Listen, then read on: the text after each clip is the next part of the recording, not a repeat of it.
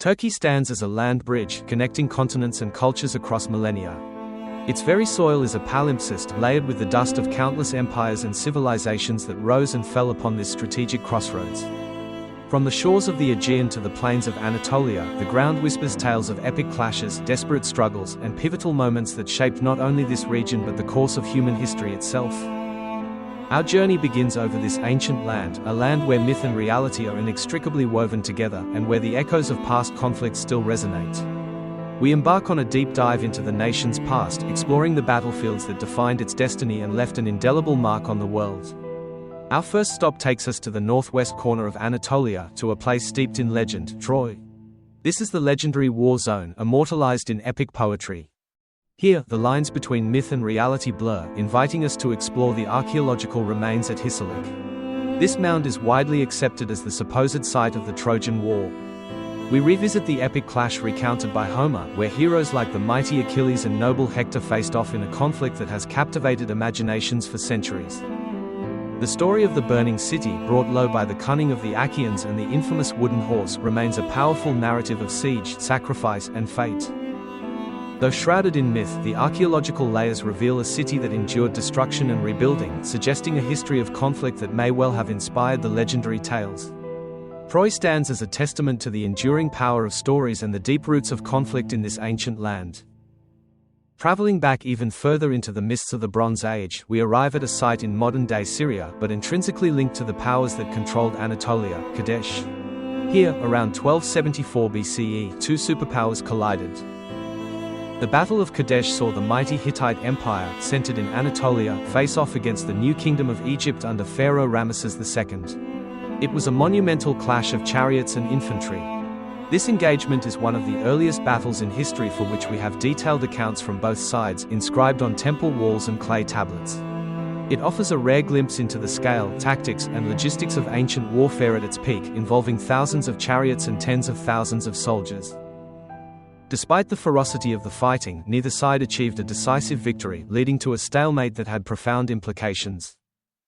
The culmination of this costly conflict was the signing of the first known peace treaty in history, a remarkable agreement between Hattusili III of the Hittites and Ramesses II of Egypt, demonstrating a path beyond perpetual war. Our narrative shifts dramatically forward in time to the year 1071, and the plains near Manzikert in eastern Anatolia. This battle marked a profound turning point for the region.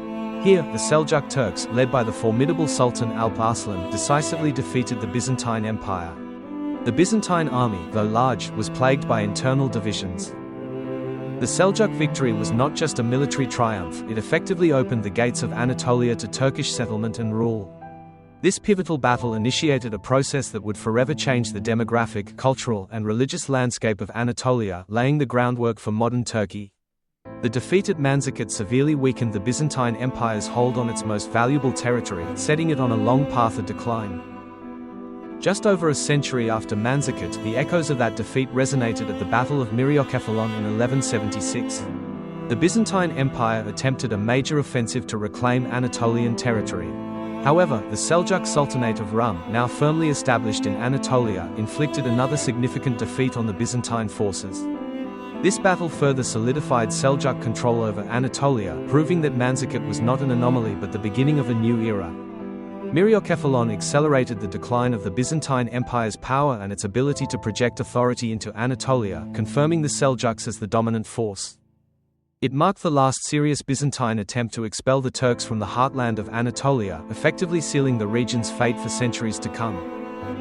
Our journey leaps forward dramatically to the 20th century and the harrowing battlefields of the Gallipoli Peninsula during World War I. From 1915 to 1916, this narrow strip of land became a scene of unimaginable horror. The Gallipoli campaign was an Allied attempt to control the sea route from Europe to Russia, but it devolved into brutal trench warfare on a scale rarely seen before. The campaign highlighted significant naval failures in attempting to force the Dardanelles Straits, leading to the costly land invasion. It is remembered for the immense sacrifice of troops from the British Empire, particularly the Australian and New Zealand Army Corps, the Anzacs, who fought with extraordinary courage against determined Ottoman defenders. Among the Ottoman commanders who distinguished themselves was Mustafa Kemal, whose strategic brilliance and leadership during the campaign earned him national recognition. Gallipoli became a defining moment for the nascent Turkish national consciousness, a symbol of fierce resistance against foreign invasion. The profound impact on modern Turkey is undeniable. The campaign forged a sense of shared identity and sacrifice that would be crucial in the coming War of Independence. For Australia and New Zealand, Gallipoli remains a foundational event, marking the emergence of a national identity forged in the crucible of shared hardship and loss on a distant shore. Following the collapse of the Ottoman Empire after World War I, Anatolia faced occupation and partition. This led to the Turkish War of Independence, a desperate struggle for sovereignty. We arrive at the crucial battles of Sakarya (1921) and Dumlupınar (1922), which marked a decisive turning point in this conflict. The Battle of Sakarya saw the Turkish national forces, under the command of Mustafa Kemal, halt the advance of the Greek army just miles from the new capital, Ankara. It was a battle fought over a vast front for weeks. This victory demonstrated the resilience and determination of the Turkish people and their nascent army, pushing back against the invading forces. The subsequent Great Offensive, culminating in the Battle of Dumlupınar, resulted in the decisive defeat of the Greek army and the liberation of Anatolia.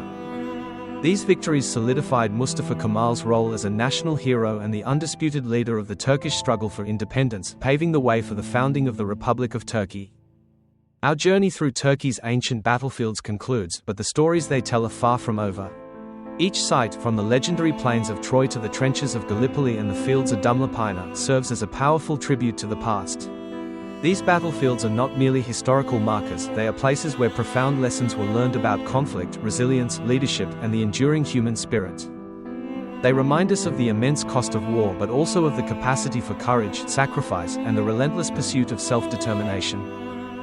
This exploration is a call to action, urging viewers to delve deeper into the rich, complex, and often dramatic history of Turkey.